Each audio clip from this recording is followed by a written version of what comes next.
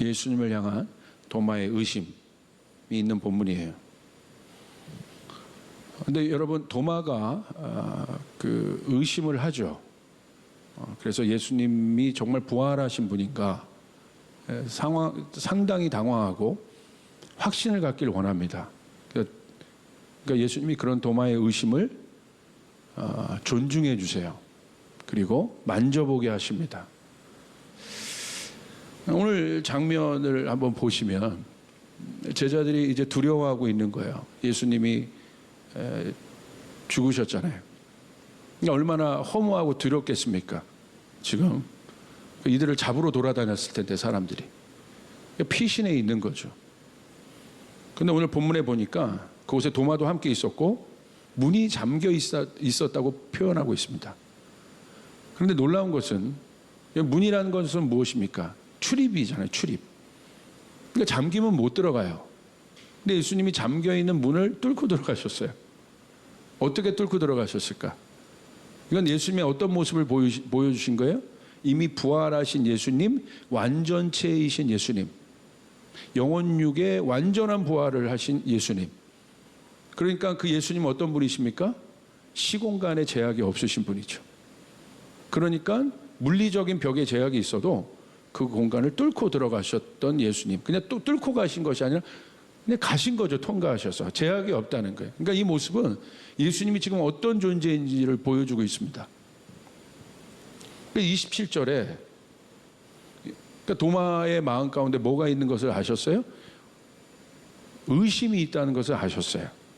예수님이 도마에게 창자국과 예수님의 그 어떤 옆구리는 창자국이 있었고, 그 십자가에 죽으신 예수님인가 그분이, 그렇죠? 그러니까 그 증거를 갖고 계시잖아요. 그러니까 예수님 만져보게 하시고, 손은 뭐가 있었어요? 못자국이 있었죠. 예수님 그걸 만져보게 하십니다. 도마를 지적해서 이야기하셨어요. 왜 그랬을까? 도마의 마음 안에 뭐가 있었습니까? 의심이 있었다는 의심. 그리고 예수님이 그리고 나서 얘기하십니다. 의심을 떨쳐버리고 믿음을 가져라. 오늘 보세요. 믿음의 본질에 대해서 우리가 생각하고 있는데 예수님이 도마에게 믿음을 가르치면서 믿음의 본질을 가르치면서 뭘 이야기하십니까? 의심을 얘기하세요. 여러분, 의심은 사단이 인간을 꺾는 데 사용한 가장 강력한 도구였다는 거예요. 사단은 어떤 존재였어요? 영적인 존재였어요. 그 사단이 하나님과 하나 되었던 우리를 죄로 분리시키죠. 그 죄로 분리시켰던 그 강력한 칼과 같은 도구가 뭐예요? 의심이라는 거예요. 고린도전서 2장 14절 보세요. 사도 바울이 신령한 자와 육에 속한 자를 비교합니다. 그리고 뭐라고 얘기하냐면 육에 속한 자는 신령한 일을 알 수 없다고 얘기합니다. 이해할 수도 없다고 얘기합니다. 이렇게 써 있어요. 그러나 자연에 속한 사람은 하나님의 영에 속한 일들을 받아들이지 아니합니다. 그런 사람에게는 이런 일들이 어리석은 일이며 그는 이런 일들을 이해할 수 없습니다. 이런 일들은 영적으로야 분별되기 때문입니다. 다시 말하면 여기서 자연에 속한 사람은 뭐예요? 육에 속한 사람, 하나님의 영이 없는 사람. 근데 이런 사람들의 특징은 뭐예요? 하나님의 영에 속한 일들을 받아들이지 않는다는 거예요. 이 상태가 뭐예요? 의심이에요. 내 능력만큼, 내가 아는 지식만큼 내가 하나님을 경험하고 알 수 있는데, 여러분, 그 믿음으로는, 그 체계로는 이 도무지 해석할 수 없는 일들이 마구 일어나는 이때 우리가 한 발자국도 나갈 수 없습니다. 여기에 아주 놀라운 영적 원리들이 몇 가지가 있습니다. 고린도전서 아까 2장에 다시 돌아가 보면 이 신령한 일은 너희가 알 수 없다, 깨달을 수 없다 그랬어요. 그럼 그 신령한 일은 뭐겠습니까?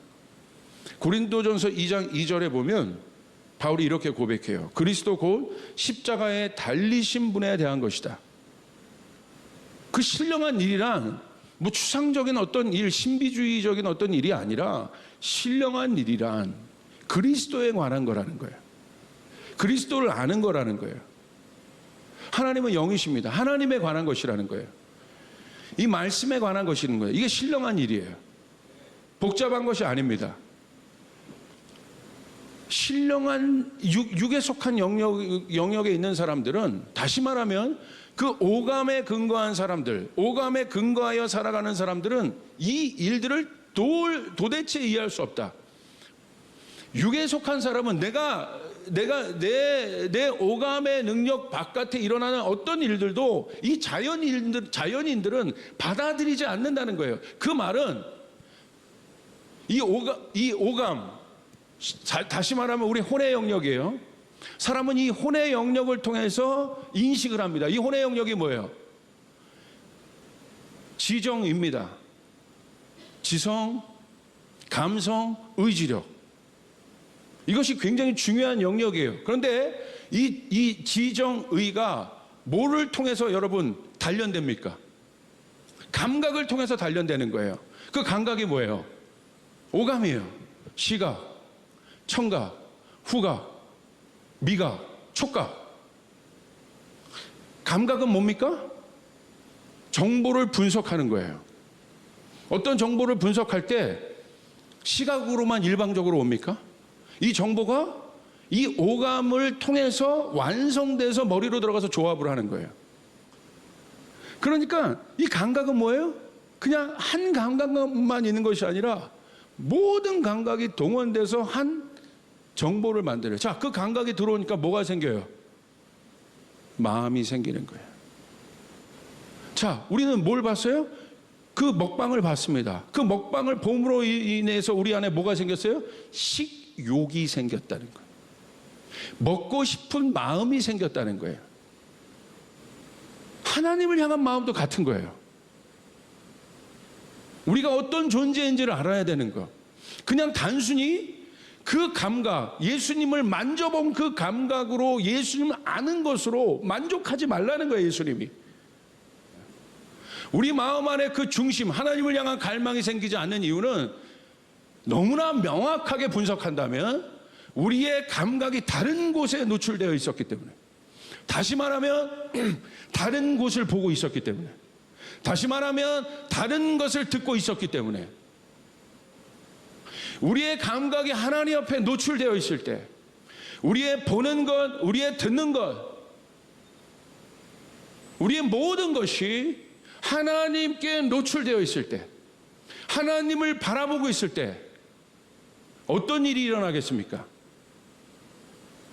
오늘 도마를 향한 예수님의 티칭은 네가 보고도 믿을 수 있는데 보지 않고도 믿는 자가 복되다라고 주님 말씀하신 건 뭐냐면, 믿음의 본질이 무엇인지 우리에게 가르쳐 주는데, 우리 안에 믿음을 주길 원하시는데, 그 믿음은 뭐냐? 최고의 것을 보는, 세상 사람들은 볼 수 없지만 우리는 세상 사람들이 보지 못하는 최고의 것을 보는 존재라는 거예요.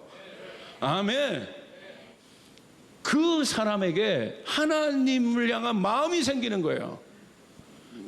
이 신앙에 있어서 오해들이 있는데, 하나님께서 우리의 생각, 우리의 감정, 이 모든 것들을 무시한다고 생각해요. 그리고 오직 하나님께만 열심, 물론 열심은 굉장히 중요한데 그것만 전부라고 생각하는 어떤 신앙들, 그거는 여러분 온전치 못합니다. 온전치 못한 신앙이에요. 영혼 육이 중요한 거예요. 하나님은 우리의 육도 만들었어요. 하나님 우리의 감정과 이성과 지성과 의지, 이 모든 것도 하나님이 만드신 거예요. 할렐루야. 만드신 거예요. 그건 어떤 차이냐? 무슨 차이냐? 우리가 영적인 존재인데 우리의 혼의 영역, 우리의 생각, 감정, 의지가 굉장히 중요합니다. 이것이 우리의 삶의 질을 결정해줘요. 좋은 생각, 좋은 감정들, 또 하겠다는 좋은 의지들, 이것이 우리의 삶과 연결되어 있어요. 이 부분이 잘 경작된 사람들의 삶은 실제적으로 좋습니다. 생각해 보세요. 나쁜, 두려운 생각을 갖고 있는 사람에게 뭐가 생겨요? 두려운 감정이 드는 거야. 생각과 감정은 절대 분리되지 않아요. 그 사람에게 의지가 있겠습니까? 반대로 좋은 생각을 갖고 있는 사람에겐 어떤 생각이 들어요? 좋은 감정이 들어요. 기쁨의 감정이 생기는 거야. 같이 갑니다. 내가 사랑하는 사람을 생각해요. 어떤 감정이 들어요? 사랑의 마음이 올라와요. 사랑의 감정이 생겨요. 내가 나를 미워하는 어떤 원수 같은 사람을 생각했어요. 그럼 생각만 해도 뭐가 올라와요? 짜증이 올라와. 절대 분리되어 있지 않습니다. 그러니까 여러분 이게 원리인데 잘 생각해 보세요. 성경에 뭐라고 되어 있어요? 영의 생각, 너희들 안에 있는 영의 생각은 생명과 평안이니라. 할렐루야. 생명과 평안이 주어지는 거야. 반대로 육의 생각은 뭐예요? 사망인 거예요. 두려움인 거예요. 무서움인 거예요. 절대 분리돼서 따로 가지 않습니다. 그만큼 이 혼의 영역이 중요한데 보십시오. 영은 뭡니까? 영이 혼을 지배하는 거예요. 이게 믿음이에요. 혼을 무시하는 것이 아니라 진짜 믿음이 어디에 생기느냐? 영은 뭡니까? 뭐 이렇게 보이지 않는 이런 게 영이 아니라 하나님이 영이신 거예요. 할렐루야. 하나님이 영이시란 건 뭐예요? 하나님은 또한 뭡니까? 하나님은 말씀이신 거예요. 이 말씀이 내 혼의 영역, 지성과 정서와 의지를 지배하도록 해야 된다는 거예요. 영으로 경작하고 있느냐? 내 지성을, 내 감성을, 내 의지를 한 번이라도 영으로 경작했냐 봐요. 영으로 경작한다는 건 뭐예요? 하나님의 말씀으로 경작해 봤느냐? 하나님의 말씀을 내 지성 안에 갖다 놔 봤느냐? 하나님의 말씀을 내 감성에 갖다 놔 봤느냐? 하나님의 말씀을 내 의지 안에 넣어 봤느냐? 그것을 안 해봤으니까 그 마음이 안 생기는 거예요. 성경은 우리의 혼의 영역을 무시하는 것이 아니라 질서라는 거예요. 차원을 얘기하는 거예요. 다시 보세요. 본능적으로 살아가는 사람들이 있어요. 그 사람들은 누구예요? 정말 악한 사람들이죠. 악한 본능대로 혼에서 필터하지 않습니다. 그건 뭐예요? 육이 혼을 지배하는 사람들이에요. 잘 보세요. 아브라함 보세요. 하나님 뭐라고 말씀하십니까? 먼저 내가 지정할 땅으로 가라. 혼의 영역에서 이해가 됩니까? 아브라함의 지성과 이성과 감성에서 이해가 됩니까? 의지와 감성에서? 근데 아브라함이 어떻게 합니까? 반응합니다. 하나님의 말씀으로 먼저 자신의 혼의 영역에 선포를 하기 시작합니다. 가는 거예요. 그렇게 될 때 뭐가 생겨요? 마음이 생겨요. 가고 나니까 하나님의 복이 그 가운데 있습니다. 이삭을 보십시오. 왜 이삭이 믿음의 사람입니까? 아버지가 가자고 그래요. 어디로 가는지 몰라. 느낌상 죽으러 가는 것 같아. 자기 죽이러 가는 것 같아. 혼의 영역이 있는 사람은 거절하죠. 뭐 하시는 거냐고. 아버지 왜 그러시냐고. 벌써 느낌이 이상하거든. 아브라함 표정이 바뀌었거든. 안 따라갑니다. 근데 이삭의 위대함은 뭐예요? 그럼에도 불구하고 따라갔다는 거예요. 뭡니까? 영이 혼을 지배하고 있는 겁니다. 하나님의 말씀이 혼을 지배하고 있는 겁니다. 깊은 곳에 그물을 내려라. 오늘 왜 그들이 여러분 제자들 무시하지 마십시오. 예수님 배반했다고 그들의 여러분 재능을 한번 보시라는 거예요. 그들 안에 있는 본성적 재능을 한번 보시라는 거예요. 깊은 곳에 가서 그물 던져. 밤이 맞도록 수고해도 아무것도 못 잡았는데 예수님 말씀하시는 거예요. 누군지도 예수님 잘 몰라. 근데 느낌이 온 거지. 깊은 곳에 그물을 던져라. 제자의 위대한 점은 뭡니까? 베드로의 위대한 점은 뭡니까? 깊은 곳에 거기서 그런 것이 아니라 그냥 아멘으로 이해할 수 없지만 물론 설명을 한번 했습니다. 내가 밤이 맞도록 수고해도 아무것도 없었는데 그래도 당신이 말하는 대로 내가 한번 던져보겠습니다. 그럴 사람이 있습니까? 여러분 그 본문을 어떻게 해석하고 계십니까? 그럴 사람, 이게 베드로 위대한 점 아니에요? 생각에 갇혀 있지 않잖아요? 던지잖아요. 움직이잖아요. 행동하잖아요. 그런 사람이 제자가 되는 거예요. 나를 제자가 뭡니까? 따라가는 자들이에요. 분석해서 따라가요? 예수님 따라갈 만한가? 보자. 어떻게 따라갔어요? 믿음으로 따라간 거예요. 그래서 제자들에게 예수님이 가르쳐 준 건 딱 하나밖에 없습니다. 믿음을 가르쳐 주신 거예요. 그 믿음으로 너의 모든 생각들을 지배해야 된다. 그 믿음으로 너의 감성들을 지배해야 된다. 할렐루야. 그때 능력이에요. 네가 어떤 존재인지를 네가 알아야 한다. 그게 믿음인 거예요. 흔들리지 않는. 그래서 믿음이 생기면 뭐가 생겨요? 담대함이 생기는 거예요. 마지막에 그들에게 진짜 믿음이 생겼습니다. 성령이 그들에게 임했습니다. 그러니까 어떤 일이 있습니까? 흔들리지 않아요. 진짜 평강이 그들 가운데 선물로 주어집니다. 두려워하고 있던 제자들에게 평강을 예수님이 말씀하셨습니다. 다윗의 멘탈이 나갔던 적이 있습니다. 다윗의 마음에 두려움이 있었고 죄책감이 있었던 적들이 있습니다. 언제입니까? 하나님을 떠났을 때. 하나님을 떠났을 때가 언제예요? 밧세바를 봤을 때. 밧세바를 보는, 목욕하는 밧세바를 보는 순간, 그 감각에 노출된 순간 뭐가 생겼어요? 성욕이 생긴 거예요. 그것이 다윗을 지배하는 거예요. 그 성욕이 나중에 어떤 마음까지 됩니까? 살인하는 마음까지 생겨요. 거짓말하는 마음까지 생겨요. 결국 다윗의 삶이 피폐해집니다. 다윗이 깨달은 거예요.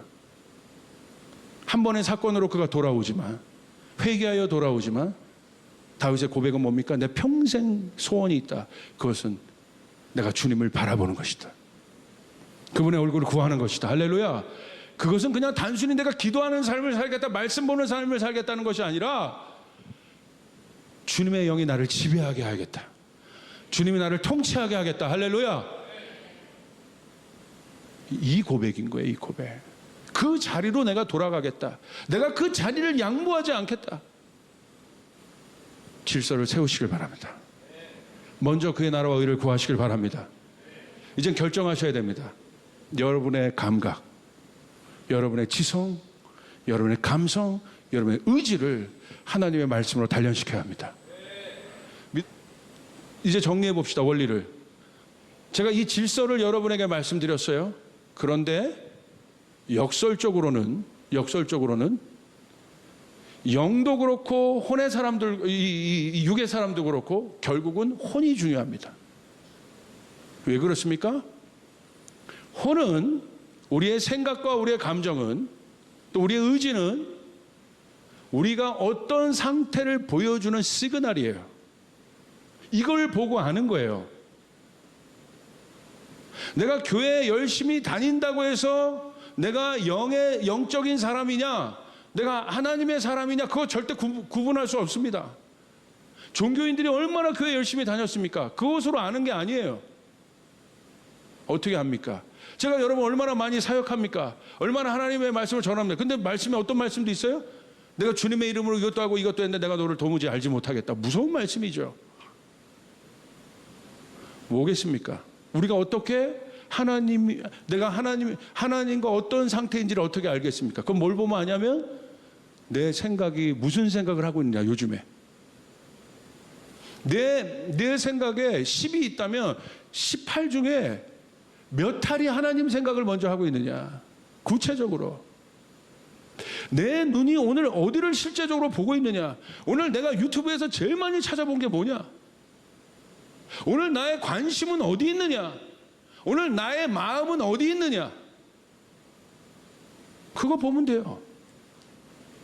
나의 생각과 감정과 감성과 의지의 영역에, 이 의지의 영역이 단련되지 않는다면, 훈련되지 않는다면 그것은 죄송하지만 거기에 그칠 뿐입니다. 오늘 주님이 우리에게 묻습니다. 너는 나를 보았기 때문에 믿느냐? 나를 보지 않고도 믿는 사람 복이 있다. 그렇게 될 때 우리 안에 그 영역이 단련될 때 우리는 드디어 하나님과 하나 되는 경험을 할 수 있습니다. 하나 된다는 건 뭐냐면 물리적으로 하나가 된다는 개념이 아니에요. 성경에서 하나 된다는 것. 같은 곳을 바라보고 같은 생각을 하고 같은 마음을 갖고 있다는 거예요. 금요일날 얘기했던 지붕을 뚫는 중풍병자의 친구들. 뭐가 믿음입니까? 문제가 생겼어요. 자기 문제가 아닙니다. 여러분의 가족의 문제고, 여러분 동료의 문제고, 우리 집안의 문제일 수 있어요. 문제가 생겼어. 친구야, 그거. 여러분 그렇게 대입하셔도 돼요. 거기서 멈췄습니까? 그것이 내 문제일 수도 있어요. 어떻게 했습니까? 예수님께 갔어요. 그게 믿음인 거야. 근데 갔는데 사람들이 너무 많아. 들어갈 수가 없어요. 어떻게 했습니까? 뭐가 믿음입니까? 성경은 그들이 큰 믿음이라고 얘기합니다. 뭐라고 얘기합니까? 창의적인 방법을 생각해낸 거야. 지붕으로 올라가자. 뚫어. 지붕을 뚫은 이유가 뭡니까? 예수를 보기 위해서. 예수를 보는 것이 믿음이요. 예수의 소리를 듣는 것이 믿음이요. 예수의 마음을 갖는 것이 믿음이란 말이에요. 아멘. 오늘 여러분의 혼의 영역에 돌파가 있어야 합니다. 오늘 여러분의 감정에, 여러분의 생각과 이성과 모든 영역에, 여러분의 의지 영역에 여러분을 덮고 있는 벽들은 무엇입니까? 그 지붕은 무엇입니까? 오늘 그것이 주님 안에서 돌파되는 시간 되길 바랍니다. 내어준 영역이 있다면 찾아오셔야 되는 거예요. 왜 찾아와야 돼요? 하나님이 여러분의 지성과 이성과 여러분의 창의적인 능력들을 쓰길 원하세요. 그리고 이제 일어나서 골리앗의 그 저주의 소리에 대항하여 일어날 하나님의 사람들을 일으키길 원하는 거예요. 이젠 일어나야 합니다. 이젠 일어나야 합니다. 이제 맞서 싸워야 합니다. 더 이상 움츠려 있지 말고 이제 진짜에 반응하시며 일어날 수 있는 여러분 되시길 주님으로 축복합니다.